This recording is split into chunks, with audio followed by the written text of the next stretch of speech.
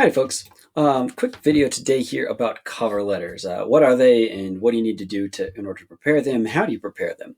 So what they are is just a brief letter of introduction of yourself to a potential employer, or sometimes you'll submit cover letters for college applications or scholarships, things like that. It's just basically saying, here's who I am, and here's how I fit with what you are looking for, whether that's a scholarship or a, a place of employment.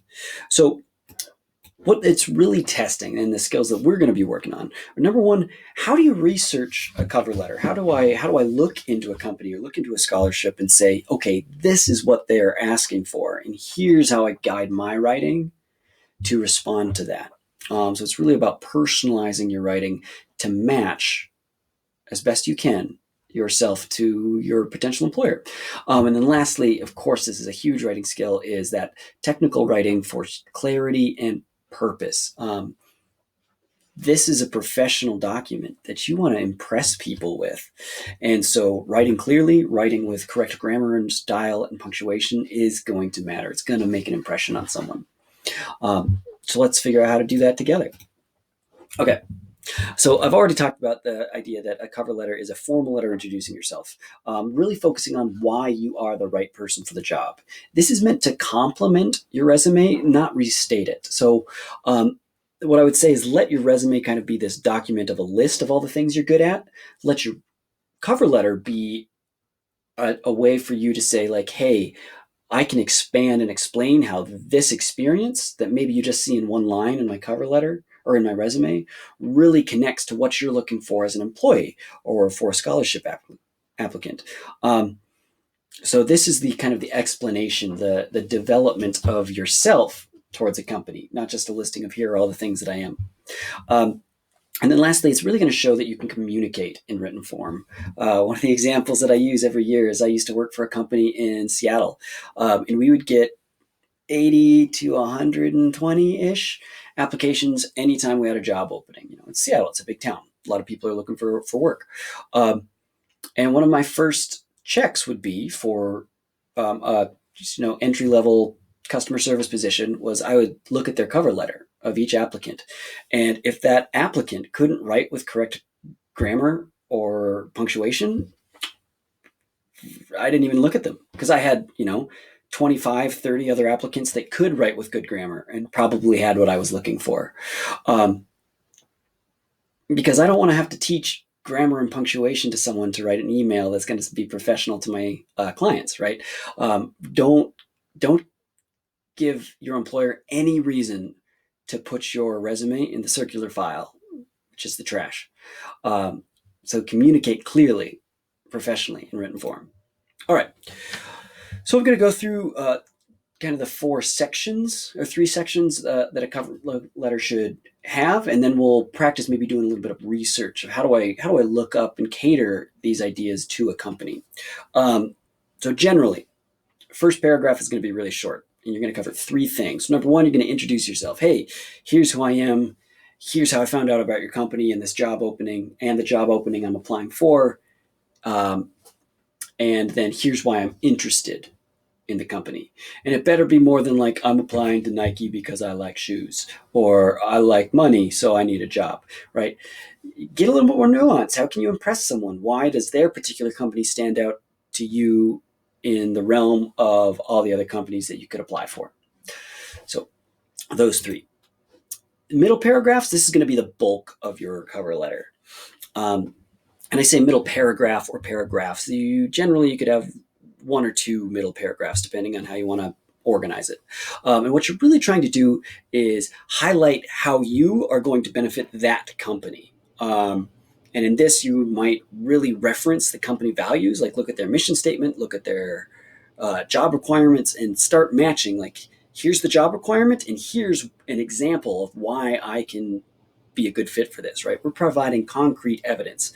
I'm not just saying I'm a hard worker.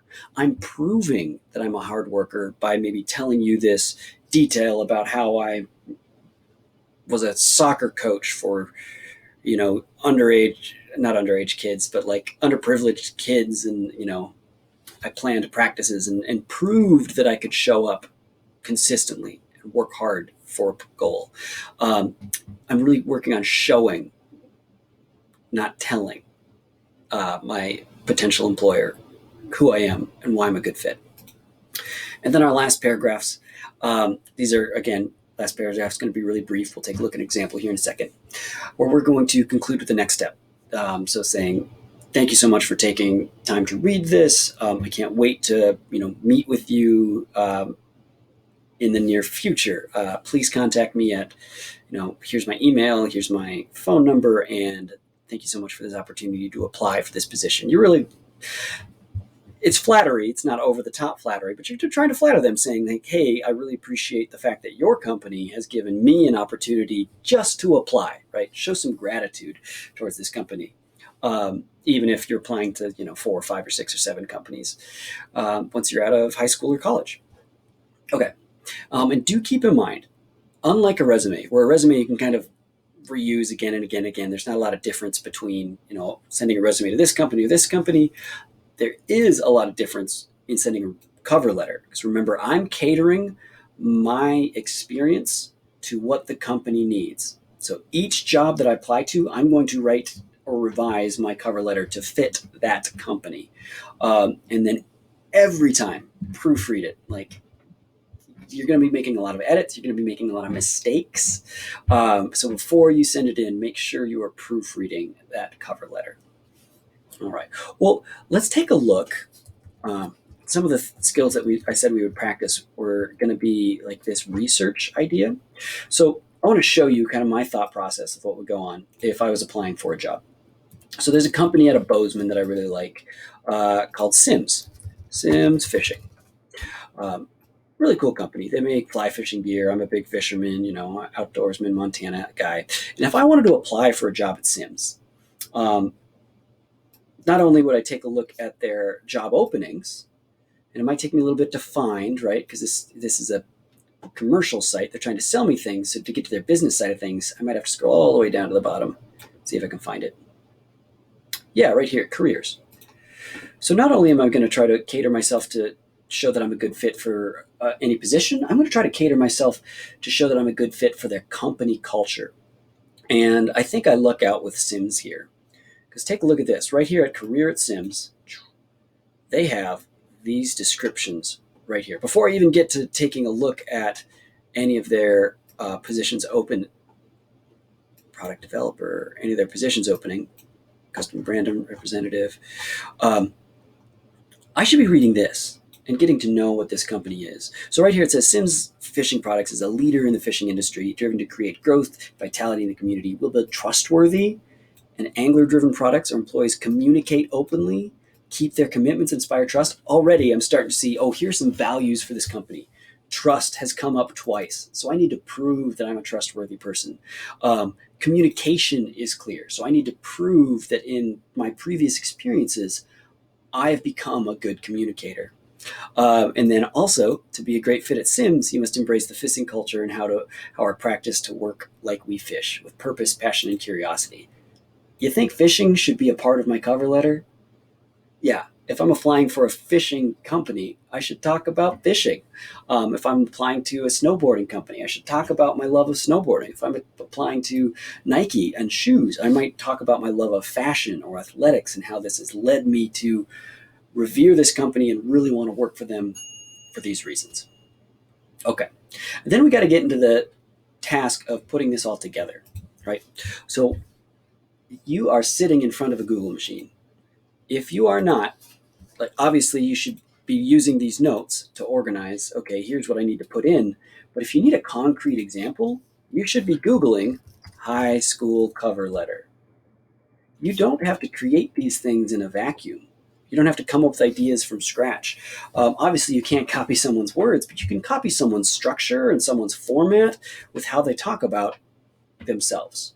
Don't ever plagiarize. Don't ever plagiarize a cover letter. That would be bad. Like, this needs to be about yourself. But let's just go ahead and take a look at the images here and find one that I like. This one looks pretty good. So let's open up this guy. Awesome. Cool. So right here, I've got a great example of here's what a cover letter looks like, and a couple things to notice, right? This is not Times New Roman double-spaced fonts. Like, just by looking at this, I'm seeing the difference of a cover letter. Um, they have address over here. It looks like everything's single-spaced. There's no indents. Their name is huge up at the top, right? All these things are kind of cues in my mind of what I might want to be doing with my cover letter. And we can create cover letters, this is a good one. This looks like a great one. This looks like a good one. This looks like a good one. Like, use some of these examples to build yours off of. Um, and then, like, if you wanted to use this example, I think I have it linked in this document, to see, okay, here's how they talk about their introduction. Here's how they take these two these two middle paragraphs to talk about real world experience and how that might fit in with the company. And then you can kind of see how they wrap up here. Thank you for your time and attention. Right. So use this as a guide, use this as a document. Take a look at these examples, research the company that you want to apply to, and good luck, folks. Holler with questions.